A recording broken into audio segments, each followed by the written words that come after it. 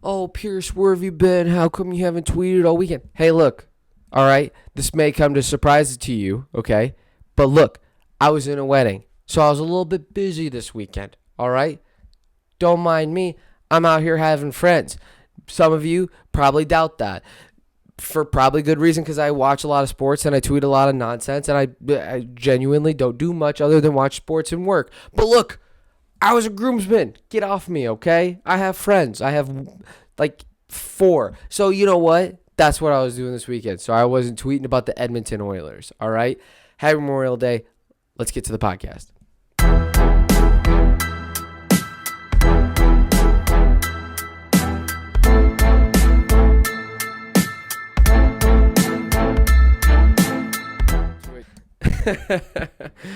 Oh, that was funny it was funny in my brain because I'm like imagining somebody being like, I wonder why Pierce isn't tweeting about the state of Canada tonight. Oh, that's like somewhere in my brain there's somebody that's just like, I wonder why Pierce isn't tweeting about how happy he is that Edmonton's on to the Western Conference Finals. But yeah, we'll get into that later. Happy Memorial Day. Thank you for everybody who has ever served because freedom isn't free, and the reason why I get to do this podcast, the reason why we get today off is because people have sacrificed their lives to make this day happen and to make this country so great. So thank you so much, and I hope that you guys spent time this weekend to think about those who sacrificed their lives to put us to where we're at today because freedom isn't free. All right, let's get into it. Tigers baseball. There's not much going on in Detroit sports other than Tigers baseball. Red Wings haven't announced their coach. Pistons kind of looking at some draft picks, and I've already kind of hammered all who I've wanted for the last, 2 months. And the Lions, we're just kind of waiting for hard knocks and waiting for some things to come out for the offseason and waiting for preseason football. So let's talk about the Tigers. Look, the Tigers are on this really hard streak right now of a tough schedule. At Tampa Bay, at Cleveland, at Minnesota. Then you get Cleveland, then you get Minnesota, then you go to New York. And I've said since the beginning, look, if we can put ourselves in a situation where we're 500 in this streak, I'm going to be back. I'm going to convince myself that we're going to win more than 77 games, which is what I have as a future bet at the very beginning of the season. I'm going to be able to convince myself that we're going to be a 500 baseball team. And we're doing that. We're getting it done. Are we the prettiest at scoring runs? No. And I understand that I'm complaining about that off the backs of 7 runs today. But can I convince myself that with the best bullpen in the major leagues, I genuinely kind of believe I genuinely believe that the Tigers have the best bullpen in the major leagues. I mean, Lang looks amazing. Soto looks good. Fulmer looks great. I know he had struggled the other day, but he looks great. I'm missing a couple guys all the time, but Chafin looks great. I mean, Funkhouser's hurt, but when he comes back, he's always awesome. When Cisnero comes back, he's going to be great. We have a lot of great arms in that bullpen, and it's really looking good because I feel as though when we get to the 6th inning, and if our starting pitching can get to the 6th inning just make it there, I feel as though we have a chance, especially if we have the lead. It just feels good. But then the hitting just isn't there.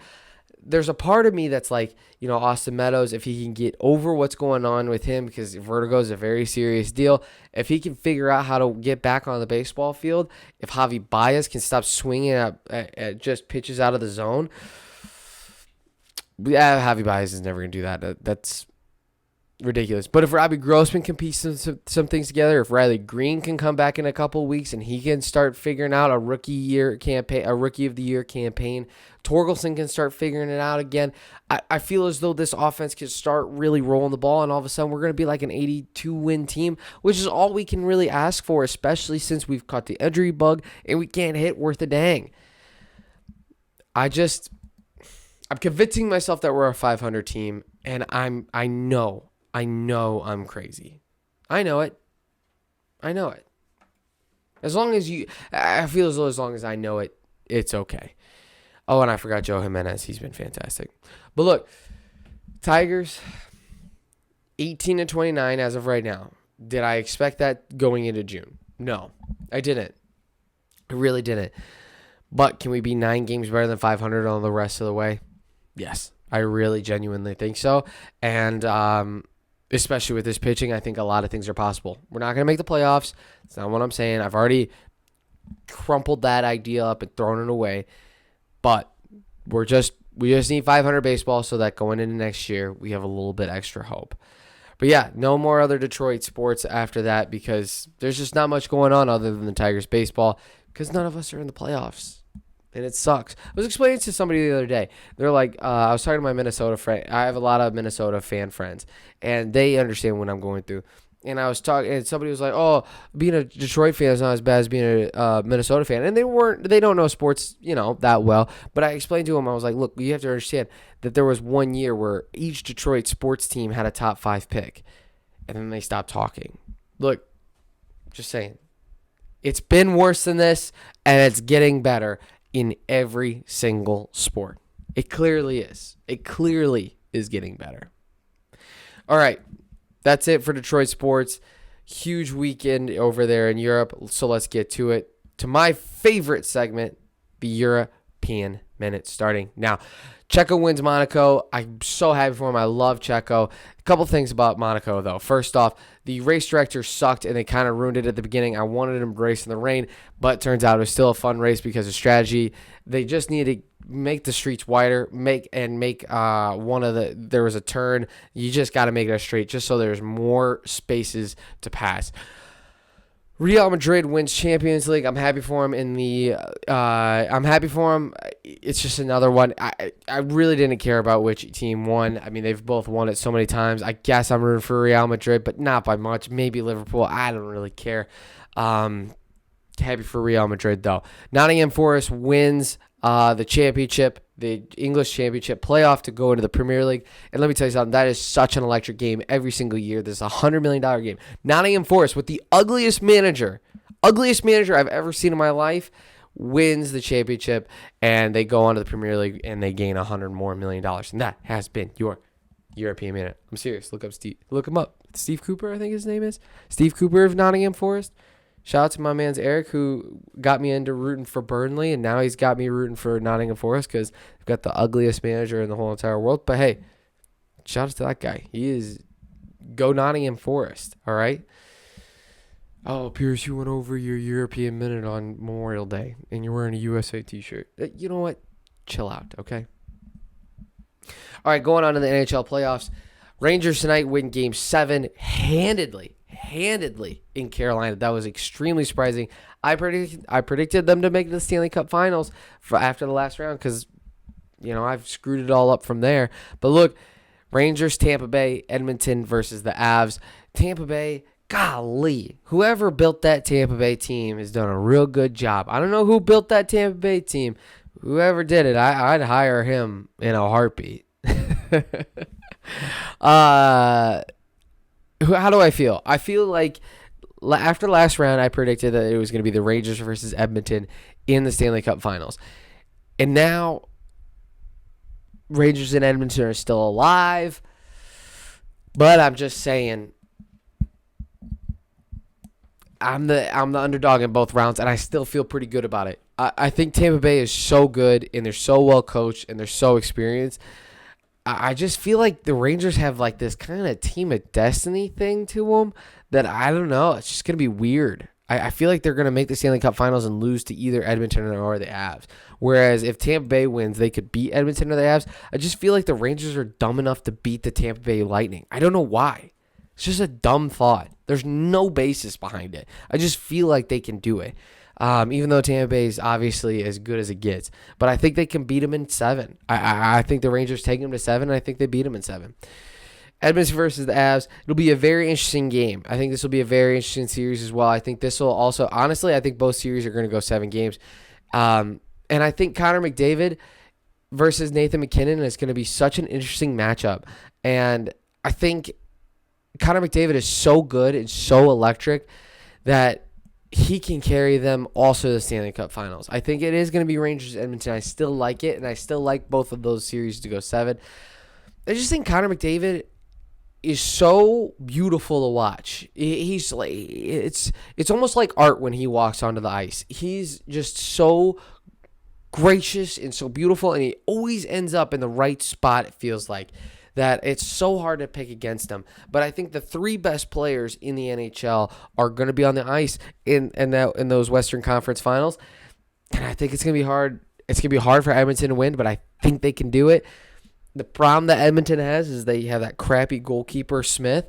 But golly, I hope for the state of Canada. God, I'm hoping for the state of Canada that they can win that series just so they can make a Stanley Cup Finals. I just need them to make it. Then the other playoffs, obviously, Game 7 on Sunday night, Celtics and Heat in Miami. Celtics always had control of the game except for at the last, 3 minutes when the Heat went on like a 14-0 run. The NBA has a serious problem. They have a serious problem, especially since they go head-to-head against the NHL in the playoffs. The NHL, they don't have to manufacture close games. I feel as though now the NBA, Adam Silver has a serious problem. He needs to go in and try to figure out how to fix it because the NBA is just blowout city. There hasn't been that game other than the Heat coming back, but they even had to come back from 14 points down, and the Celtics really kind of blew it at the end. I mean, they were turning the ball over. They weren't being smart with the ball. The NBA has a serious problem with the way these games are going. I don't know. I don't know if it's like making the 3-point tougher. I saw Colin Cowherd talk about getting rid of the corner three. I don't know if that's the answer, but they've got to figure out a way. There's only one guy who truly cares about the NBA, and that's Scott Foster, who clearly fixes games to make sure they go 7 games. I mean, he's clearly fixing games to do it. But I'm just saying, it's just they've got a serious problem.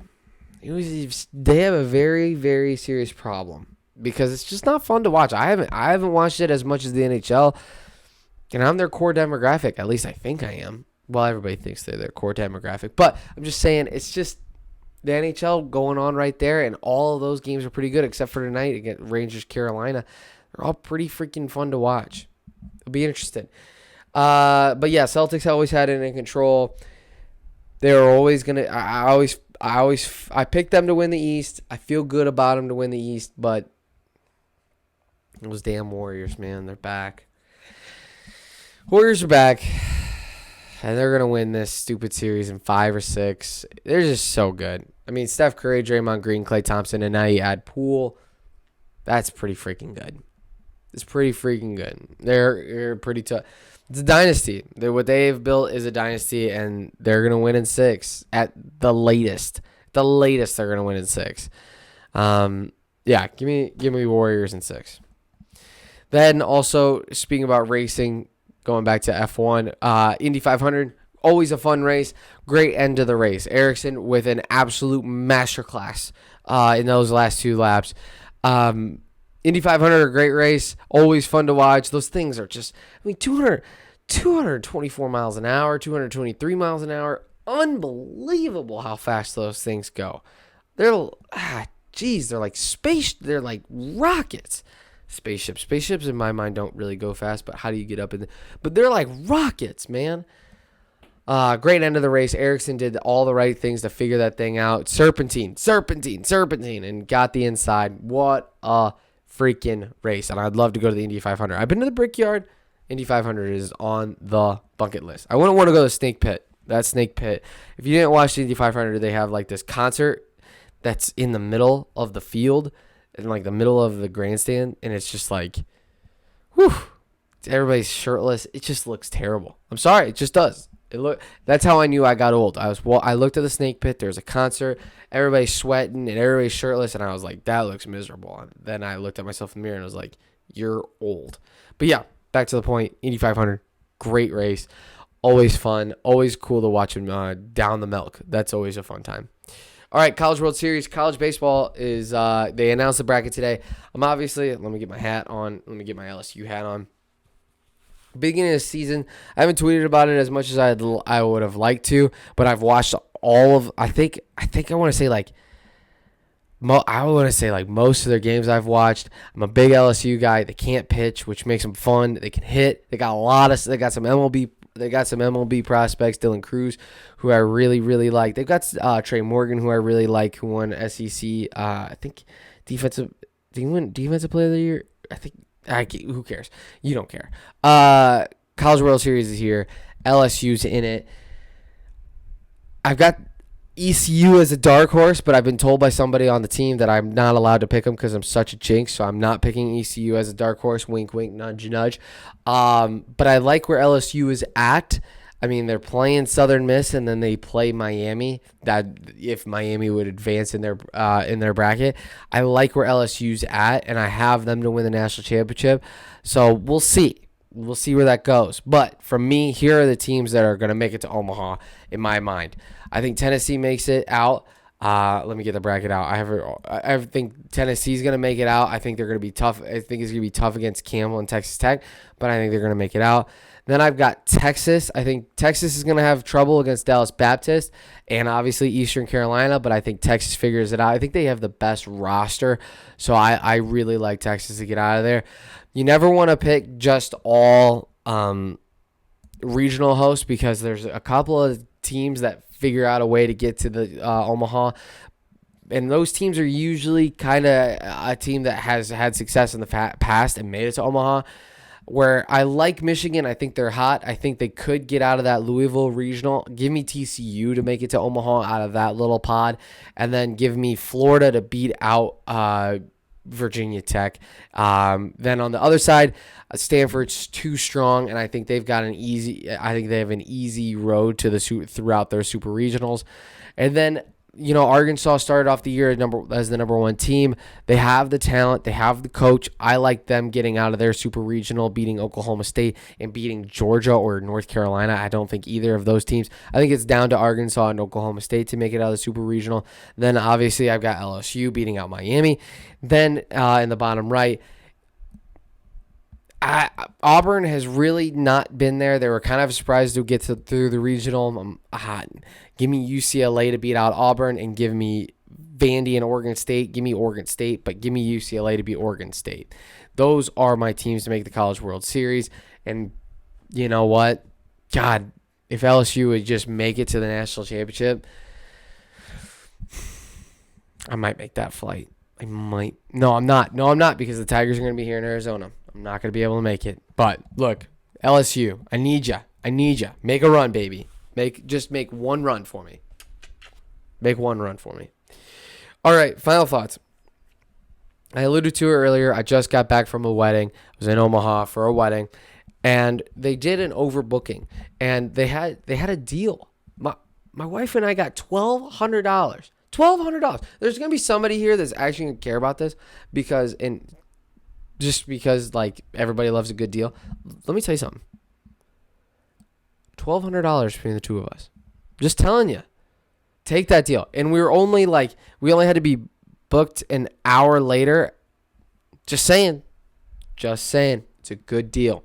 We got it. We got very blessed. Now we're going to fly to Hawaii for free. So, look, if I can do it, you can do it too. All right. Thank you so much for listening. I hope you had a great Memorial Day weekend. Happy start of summer. Let's have a good summer, right? We got a lot of things planned in June. Let's have a great summer. God bless. Go Detroit Sports.